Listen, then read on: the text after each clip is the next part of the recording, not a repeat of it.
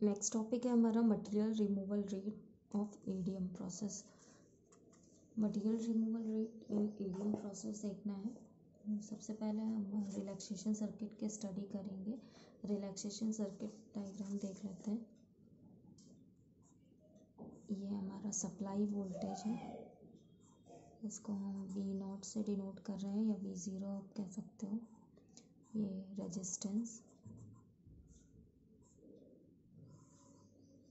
ये हमारा कैपेसिटर,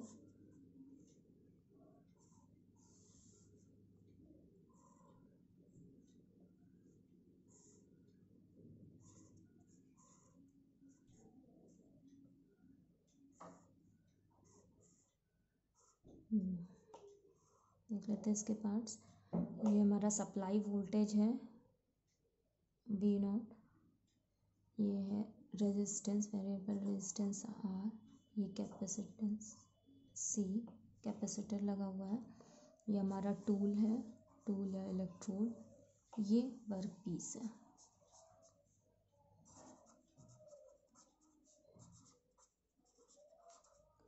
ठीक है, जैसे कि हमने ईडीएम प्रोसेस समझाते हुए बताया था, जब आपको एक्सप्लेन किया था कि टूल और वर्क पीस के बीच में हम एक स्मॉल गैप को मेंटेन रखते हैं। रिलैक्सेशन सर्किट के 3 पार्ट्स हैं। एक हमारा है चार्जिंग सर्किट। देखते हैं यहाँ से हम क्या करते हैं, कैपेसिटर को चार्ज करते हैं। तो ये वाला जो पोर्शन है ये हमारा चार्जिंग सर्किट है। सेकेंड पोर्शन देखें, यहाँ पे जो भी हमने कैपेसिटर को चार्जिंग किया था उसका यूज़ करेंगे मशीनिंग प्रोसेस में। तो ये जो है हमारा, ये है डिस्चार्जिंग सर्किट। और थर्ड पोर्शन जो है हमारा स्पार्किंग पोर्शन है। स्पार्किंग पोर्शन का मतलब है टूल वर्क पीस के बीच में यहाँ पे स्पार्क जनरेशन हो रहा है, जिससे मशीनिंग ऑपरेशन कर रहे हैं। वीओ हमारा क्या था, अप्लाइड वोल्टेज। वी हमारा charging voltage of condenser. R resistance, charging resistance. और C capacitance.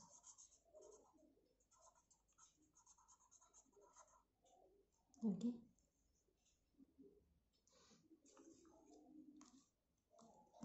Current in charging circuit. देखिए चार्जिंग सर्किट हमारा ये था, यहाँ पे वोल्टेज वीओ है या V0 है, और जो कैपेसिटेंस या चार्जिंग वोल्टेज है वो हमारा V है। तो हमें पता है करंट इक्वल्स टू क्या होता है, वोल्टेज अपॉन रेजिस्टेंस। अगर चार्जिंग सर्किट में करंट को हम I1 से डिनोट करें तो ये करंट इक्वल्स टू क्या होता है, वोल्टेज अपॉन रेजिस्टेंस। तो इस सर्किट में हमारा वोल्टेज, रिजल्टेंट वोल्टेज कितना होगा, सप्लाई वोल्टेज V0 था और यहाँ पे जो चार्जिंग वोल्टेज है वो कितना है, V। तो ये हो जाएगा V0 minus V upon resistance R। Okay,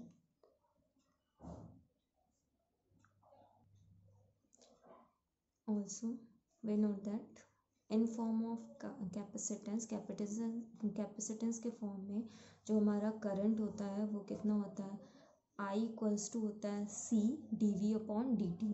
तो यहाँ पे I1 इक्वल्स टू कितना हो जाएगा कैपेसिटेंस के फॉर्म में, C dV अपॉन dt। अब ये भी हमारा I1 की वैल्यू है, ये भी I1 है, दोनों इक्वल होंगे। दोनों को इक्वेट कर दें, अगर दोनों को इक्वेट कर देते हैं तो क्या आ जाएगा, V0 minus V upon R is equals to C dV upon dt।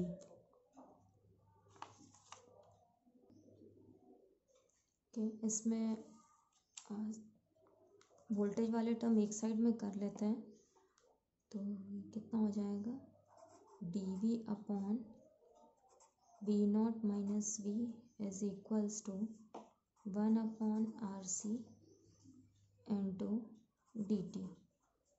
यहाँ से निगेटिव साइन हम कॉमन ले रहे हैं, तो ये बन जाएगा dV upon V not minus V में से माइनस कॉमन ले लिया है तो ये हो जाएगा V minus V not is equals to 1/RC। और इसको इस फॉर्म में भी लिख सकते हैं हम लोग dv/v minus V not is equals to -1/RC dt। दोनों साइड में हम इंटीग्रेट कर दें। आफ्टर इंटीग्रेशन क्या आएगा हमारा, ये हो जाएगा log v minus V not is equals to -1/RC into dt का इंटीग्रेशन 1/RC हमारा एज अ कॉन्स्टेंट ट्रीट होगा और यहाँ पे dt है तो उसका इंटीग्रेशन कितना हो जाएगा t और प्लस इंटीग्रेशन कांस्टेंट जिसको हम k से डिनोट कर रहे हैं। हो जाएगा log v minus V not is equals to -t/RC plus k। यहाँ पे log बेस e है, अगर हम log हटा दें तो क्या हो जाएगा, ये v minus V not is equals to e to the power, ये पूरा हमारा पावर e हो जाएगा -t/RC प्लस k। ये और क्या कर सकते हैं हम लोग, इसको लिख सकते हैं e to the power -t/RC into e to the power k। हमें पता है मल्टीप्लाई में पावर्स ऐड हो जाती हैं तो पावर्स जो ऐड हुई हैं तो उन्हें हमने मल्टीप्लाई फॉर्म में लिख लिया है। देखिए यहाँ पे e to the power k क्या है, ये हमारा कांस्टेंट है। ये अगर कांस्टेंट है तो इसको नए कांस्टेंट से रिप्लेस कर दिया है जिसको k1 से डिनोट किया है, तो ये क्या हो जाएगा v minus V not equals to e to the power -t/RC into k1। ये हमारी हो गई इक्वेशन 1। बाउंड्री कंडीशंस लगा देते हैं। हमें पता है जब टाइम हमारा t इक्वल्स टू 0 था उस केस में वोल्टेज कितना हो जाएगा, चार्जिंग वोल्टेज 0, यानी जब हमने चार्जिंग स्टार्ट ही नहीं की है तो उस केस में क्या होगा, वोल्टेज हमारा 0 होगा।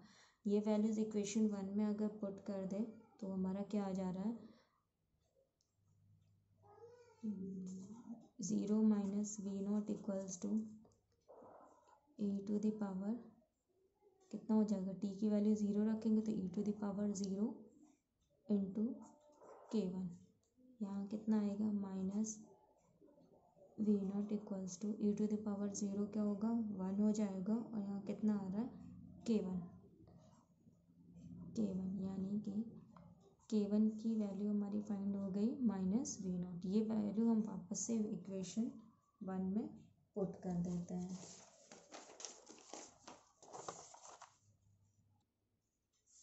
इक्वेशन 1 में ये वैल्यू हम पुट कर देते हैं तो कितना आ जाएगा, v minus V not is equals to e to the power -t/RC into क्या था हमारा k1, तो k1 आ गया माइनस का वी नॉट। फर्दर इसको सॉल्व किया हमने, वी नॉट को इधर भेज देते हैं तो कितना हो जाएगा, v minus V not upon minus V not equals to e to the power -t/RC। Solve करेंगे ये हो जाएगा minus v upon V not और ये minus V not upon minus V not हो जाएगा 1 equals to e to the power -t/RC। Simplify कर लेते हैं, e to the power -t/RC is equals to 1 minus v upon V not. Log ले लेते हैं दोनों साइड में, क्या हो जाएगा, इधर लॉग लेंगे तो हमारा बेस e हट जाएगा, log e to the base e minus t/RC is equals to log 1 minus v upon V not, base e है। यहाँ कितना आ जाएगा आपका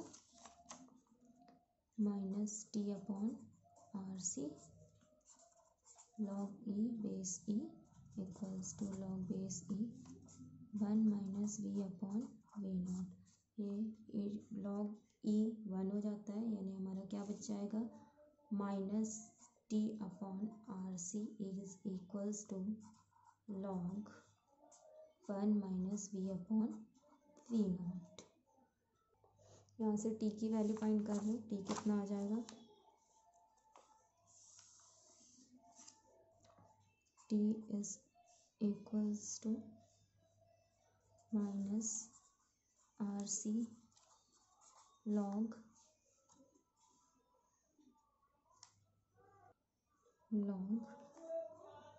we not minus V upon V not. Okay, T is equals to, जो minus sign है यहाँ पे, इसको इसकी पावर में ले जाए तो ये कितना हो जाएगा, R C log V not minus V upon V not to the power कितना हो जाएगा, -1। यहाँ -1 को इसकी पावर में ले जाते हैं, ये कितना हो जाएगा, T equals to R C log, हमें पता है ये पावर माइनस में है तो इसको क्या रिवर्स कर दें तो पावर पॉजिटिव हो जाएगी, मीन्स ये हो जाएगा V not upon V not minus V, T equals to R C log V not upon V not minus V. अगर हम हमारा चार्जिंग टाइम TC है और हमारा जब स्पार्क जनरेशन हो रहा है तो वोल्टेज हमारा V कहाँ पहुँच रहा है, VD। सपोज कर लेते हैं जब वोल्टेज VD पहुँच रहा है तो हमारा स्पार्क जनरेशन हो रहा है, ठीक है। तो उस केस में हमारा स्पार्किंग फ्रिक्वेंसी F क्या होगी, F इक्वल्स टू क्या होता है, 1 अपॉन टाइम, तो 1 अपॉन TC हो जाएगा, इज इक्वल्स टू 1 अपॉन, यहाँ पे TC क्या हो जाएगा हमारा, RC log V not minus देखें यहाँ पे वोल्टेज कितना हो जाएगा, VD।